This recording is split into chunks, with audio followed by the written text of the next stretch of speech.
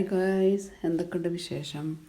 അപ്പോൾ എല്ലാവർക്കും ഇന്നത്തെ പുതിയൊരു വീഡിയോയിലേക്ക് സ്വാഗതം കേട്ടോ. അപ്പോൾ ഇന്ന് നമുക്ക് ഒരു 4 മണിക്കത്തെ ചായക്കടി ഉണ്ടാക്കാനാണ് ഞാൻ നോക്കുന്നത്.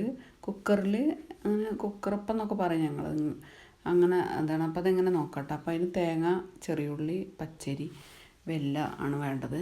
അപ്പോൾ 2-3 മണിക്കൂർ മുന്നേ കുതിർത്ത ഒരു കപ്പ് അരി കുതിർത്തത് മിക്സിൻ്റെ ജാറിലേക്ക് ഇട്ടു. അതിലേക്ക് 2 സ്പൂണ് ചോറ്, 2 സ്പൂണ് ചോറ്, പിന്നെ ഒരു ലേശം ജീരകം കുറച്ച് ഇട്ടോ, പിന്നെ ഏലക്കായ ഒരു 2-3-4 ഏലക്കായും കൂടി ഇതിലേക്ക് ഇട്ടിട്ട് ഒരു പിഞ്ച് ഉപ്പും കുറച്ച് ഉപ്പും ഇട്ടിട്ട് നന്നായിട്ട് അരച്ചെടുക്കുക. അങ്ങനെ അരച്ചെടുത്ത് നന്നായിട്ട് അരയ്ക്കുക. അതിലേക്ക് അരച്ചെടുത്ത് ഒരു പാത്രത്തിലേക്ക് ഒഴിച്ചിട്ട് മിക്സിൻ്റെ ജാറ് കഴുകി ഒഴിക്കുക അതിലേക്ക്. എന്നിട്ട് ആവശ്യത്തിന് വെള്ളം, അതിൻ്റെ അങ്ങനെ ഒരുപാട് കുറുന്നനെ വേണ്ട, കുറച്ച് ആവശ്യത്തിന് നോക്കിയിട്ട്. ഇങ്ങനെ നല്ല ലൂസായിരുന്നു കേട്ടോ, കുഴപ്പമില്ല.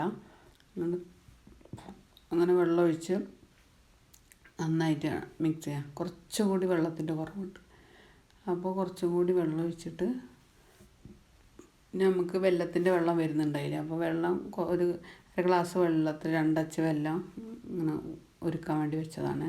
അപ്പോൾ അത് ഉരുകി അത് ഇനി ആ ചൂടോട് കൂടി ഇതിലേക്ക് ഒഴിക്കുക. നല്ല ആ ചൂടോടെ തന്നെ ഒഴിക്കണം, എന്നെങ്കിലാണത് ഒഴിച്ച പാട് വേഗം ഇളക്കണം, അല്ലെങ്കിൽ നമ്മൾ മാവ് അവിടെ ഇവിടെയായിട്ട് വെന്ത് പോകാൻ സാധ്യതയുണ്ട്. അപ്പോൾ വേഗം ഇളക്കി നന്നായിട്ട് മിക്സാക്കുക. കൈയെടുക്കാതെ ഇളക്കി ഒരേപോലെ എല്ലായിടത്തും ചൂടെത്തുന്ന പോലെ ഇളക്കി നല്ല മിക്സാക്കുക. എന്നിട്ട് ആ ഒരു പാൻ വെച്ചിട്ട് അതിലേക്ക് കുറച്ച് നെയ്യ് ഒഴിക്കുക. വെളിച്ചെണ്ണ ആയാലും മതി, എൻ്റെ കയ്യിൽ ഇച്ചിരി നെയ്യ് ഉണ്ടായിരുന്നു, അപ്പോൾ ഞാൻ നെയ്യ് എടുത്തത്. അത് ഓരോരുത്തർക്കും ഓരോ ഇഷ്ടം പോലെ കേട്ടോ. അങ്ങനെ അതിലേക്ക് കുറച്ച് തേങ്ങ നേരത്തെ നമ്മൾ കൊത്തിയരിഞ്ഞ് വെച്ച തേങ്ങ അതിലേക്ക് ഇട്ടിട്ട് നന്നായിട്ട് വറക്കുക. ഒരു ബ്രൗൺ കളറാകണ വരെ വറുത്തെടുക്കുക.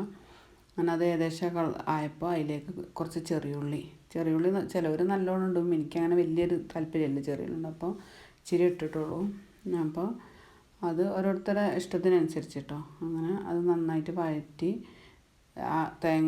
തേങ്ങേൻ്റെ കൂടെ ഇരുന്നിട്ട് കിടന്ന് അതും ഏകദേശം കളറ് മാറുന്ന സമയം വരെ നമ്മൾ വഴറ്റിയെടുക്കുക. അങ്ങനെ അത് ഏകദേശം വഴന്ന് ആയിട്ടുണ്ട് ഇപ്പോൾ. അപ്പോൾ ഇനി നമുക്ക് അത് ആ മിക്സിയിലേക്ക് ഒഴിക്കാം. അപ്പോൾ മിക്സിയിലേക്ക് ഒഴിച്ച് ഇനി ഇത് ഒന്ന് നന്നായിട്ട് ഇളക്കിയിട്ട് കൂട്ടി യോജിപ്പിക്കണം.